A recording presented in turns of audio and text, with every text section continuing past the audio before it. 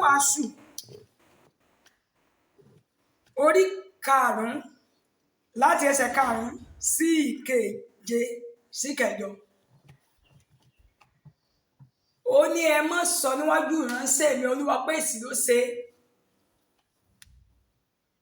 Ó ní ẹ má wá síwájú wòlíì Ọlọ́run lọ́wọ́ òfo. Ìwọ ẹjọ́ mọ́mì ọmọ mi ó fẹ́ rí admission university ẹ bá gbàdúrà mọ́mì ẹjọ́ school kó ṣàṣeyọrí ó gbàdúrà dádì ẹjọ́ ó ti parí báyìí bí ó ṣe ríṣẹ́ ó gbàdúrà. Ṣùgbọ́n mélòó nínú ẹ̀yin ọmọ Ọlọ́run ló wọlé Ọlọ́run pé kí náà nídìí o church wa ó nídìí ká tó pààrọ̀ ìlú tí gbó church wa ó nídìí ká tó ra fáànù sí kí gbogbo atẹ́gùn mọ́ fẹ́ sí gbogbo àwọn tó bá wá church wa ìsọjí 41 days tó fẹ́ ṣe èmi ni màá ṣe àtàgbẹ̀rù ẹ̀ gbogbo nǹkan tó fẹ́ lò iná tó fẹ́ lò jẹnẹrétọ̀ tó fẹ́ lò bí màá rẹ́ǹtì ẹ̀ ní omi ìbálẹ̀ rà máa ṣe. Kò sí ọmọ náà tó rí yẹ̀rọ láyé àfi kẹ́ mọ kó ogun wá síwájú wòlíì Ọlọ́run, kẹ́ mọ kó pírọ́blẹ́mù wá síwájú Ọlọ́run. Ẹ wá ní lónìí ẹ̀yin ọmọ Ọlọ́run ẹ lógun pọ̀ láyé, ogun pọ̀ láyé torí pé Ọlọ́run mọ̀ pé láì sógun kò sẹ́nibọ̀dì tó fẹ́ sin Ọlọ́run. Kò sí ẹ̀dá tàbí ní obìnrin àti wòlíì àti àfáàní àti ọmọ ìjọ ni tó fẹ́ sin Ọlọ́run.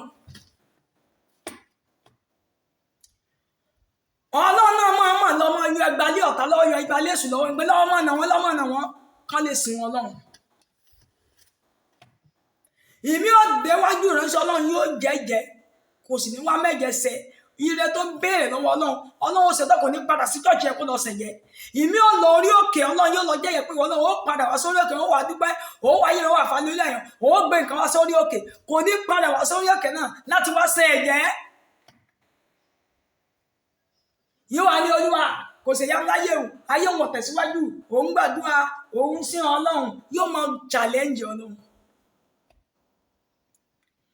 Ìjọ Ọlọ́run bá dé gbẹ̀gẹ̀dẹ̀ ògbìnà torí Ọlọ́run tó lóun sin Ọlọ́run kó sọ pé òun ò mọ̀ rí òun sin ọ̀tọ̀kọ̀ Ọlọ́run náà sí ní pípé torí Jésù sọ fáwọn ẹ̀yà ó ní ẹ dá sọ́bọ̀ mi ìgbà tẹ́mi ń pa mí ẹ fún mi lóúnjẹ ìgbà tí mo wà níwọ̀n ẹ fún mi láṣọ wọ́n ní àrí Ọlọ́run ní bẹ́ẹ̀ bá ti ṣe fún ìkan nínú àwọn oníṣẹ́ mi ẹ ti ṣe fún mi.